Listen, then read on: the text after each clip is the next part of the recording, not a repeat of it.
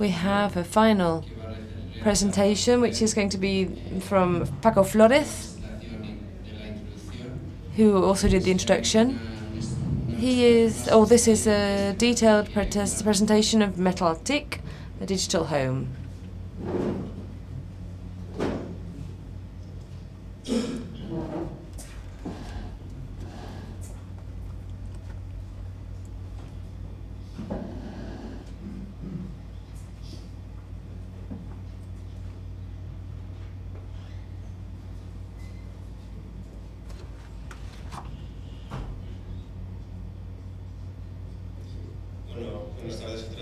Good afternoon again. Well, now I'm going to talk about the laboratory that we have built in Alicante, where we integrate these issues and we use them. We've got them already implemented. They can be used by any of us. It's quite simple to access to the functions via the web services that have been presented in the early part of this session. It's also easy to develop interfaces because the setting can be described, so it's open for any of you to use it as a validation laboratory for products. This project of Metal TIC Digital Home, it's all about creating a home using all of the latest innovation. We wanted the highest level of domotics possible,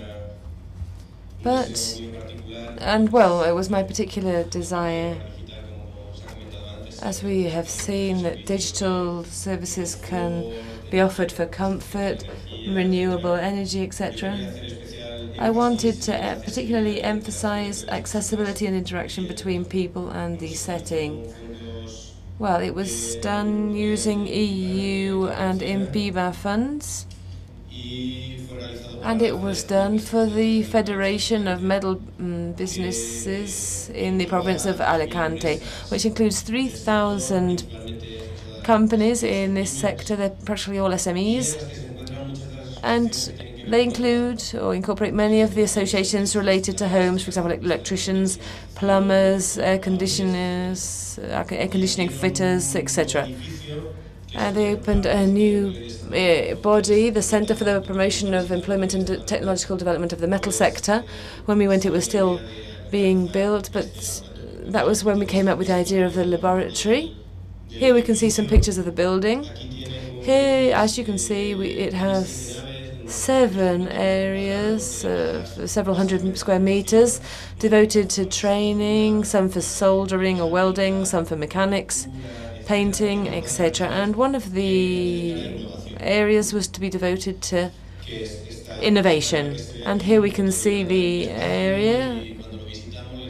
When we saw the place, we said, if you want to innovate, we've got lots of sectors related to homes. You could create a home, something simulating a home, in order to try to help these small companies who are reluctant to innovate could start to work in this field. They agreed, and in a week they got the financing, and not much later we started to work on this. So the main idea was to generate ideas, to innovate for the FEMPA member companies. And this obliged us to think about the installations, to make sure that there was a possibility to increase their size, to be opened up in the future. And that was the start. But after that, many objectives arose. From the university, we wanted to have a research lab where we could check things and where postgraduate students could do their theses. And I kind of directed it towards those aims. And with the crisis, the real estate crisis, etc., many workers have to change from being plumbers, for example, to installing domotics or renewable energy. So we thought that it should be a teaching area or a training area, so we're constantly giving domotics courses and so on. And also we wanted to use it to disseminate technology to society, so that society and people can come closer to the digital home, because it's still something quite distant to them. So the home has 50 meters square meters. It's a little flat. It's got a lounge, kitchen, bathroom, and bedroom. Bathroom and sorry, it's a lounge, kitchen, bathroom, and bedroom. We couldn't include absolutely everything. We didn't have enough of a budget, but obviously domotics is not just about switching lights on and off and opening and closing blinds. So we had to deal with energy management, surveillance, safety, comfort, entertainment, communications, and accessibility. Here we have some images, some pictures, photos related to the construction of the project.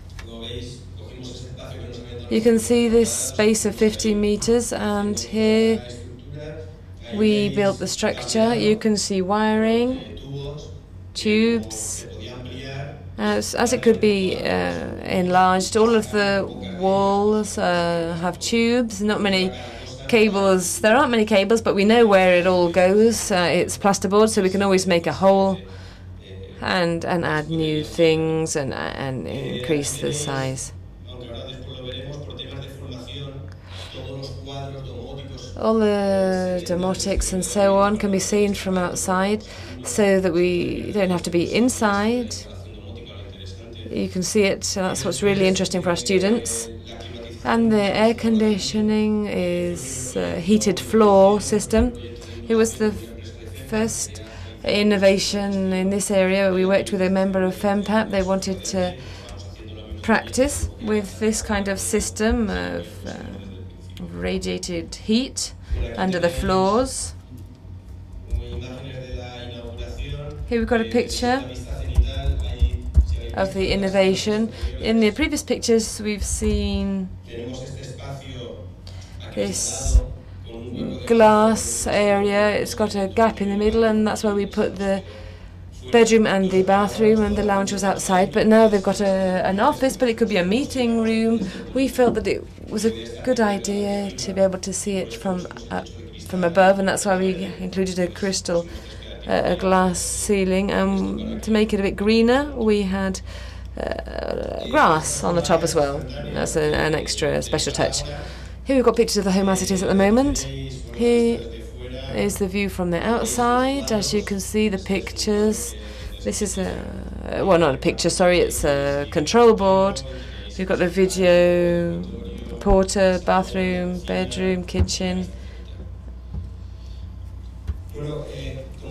As I already said, there were many objectives that we wanted to deal with: innovation, dissemination, training, and then we wanted to cover many different areas: energy efficiency, comfort, etc. So for training purposes, these buildings that normally use just a single control system, a domotic control system, we did it the other way around. We wanted to have as much as possible, the maximum. So we have KNX. I don't know where. This isn't what I wanted. We have KNX, we have long words, DALI for lighting, INELI, which is a system which belongs to one of the FEMPA member companies. We've got FAGOR, INOcean. We're including CB as well. And X10 we're going to include, and a few others, but right now I can't remember. So just so you can get an idea. So with the middleware, we make it interoperable, and all of the systems have communication with all of the others. So maybe we might have to have a sensor somewhere. We might not have CB, but we buy it and we can integrate it, even though it's just one. Well, that's what we've done to work with everybody.